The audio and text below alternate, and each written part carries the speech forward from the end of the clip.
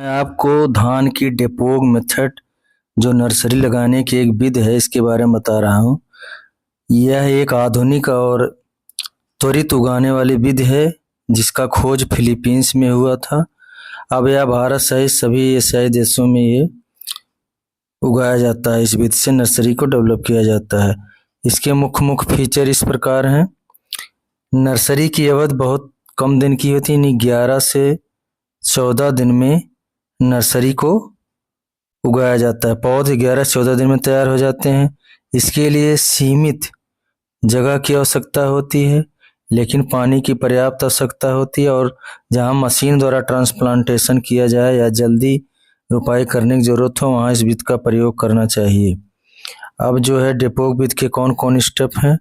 पहला स्टेप में स्थान का चुनाव करना है। स्थान समतल और जल निकासी युक्त हो। दूसरा है प्लास्टिक शीट, प्लास्टिक या पॉलीथीन की शीट बिछाई जाती है।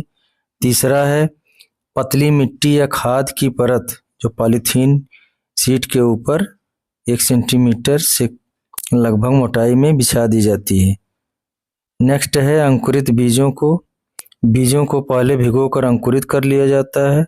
और 5वां स्टेप है अंकुरित बीजों को गाढ़ा यानी मोटाई में ही बिछाया जाता है। लगभग 1 से 1.5 किलोग्राम प्रति स्क्वायर मीटर की दर से इसको बिछाया जाता है अंकुरित बीजों को। 6वां है सिंचाई और देखभाल।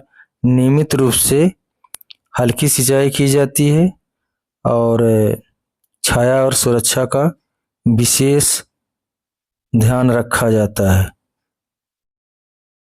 नेक्स्ट है रोपाई। 11 से 14 दिन की फसल, 11 से 14 दिन की पौध जो तैयार हो जाती है उसे खेत में ट्रांसप्लांटिंग के लिए प्रयोग किया जा सकता है। इसके लाभ क्या हैं? मुख्य लाभ है कि समय की बचत होती है।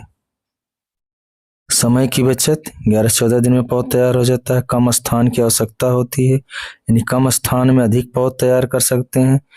खेत को जल्दी खाली किया जा सकता है और मशीन से रोपाई के लिए विधि उपयुक्त होती है। इसके सीमाएं क्या है, यानी कमियां क्या, लिमिटेशन। पहली लिमिटेशन इसका है कि इसमें लगातार पानी देने की आवश्यकता होती है। दूसरा है कि यदि समय पर रोपाई नहीं की जाती है तो पौध खराब हो सकते हैं। तो ये संक्षिप्त विवरण डेपोग नर्सरी विधि का है जो धान की एक लेटेस्ट विधि है नर्सरी उगाने की, जो आपके लिए लाभदायक सिद्ध होगा। Thank you.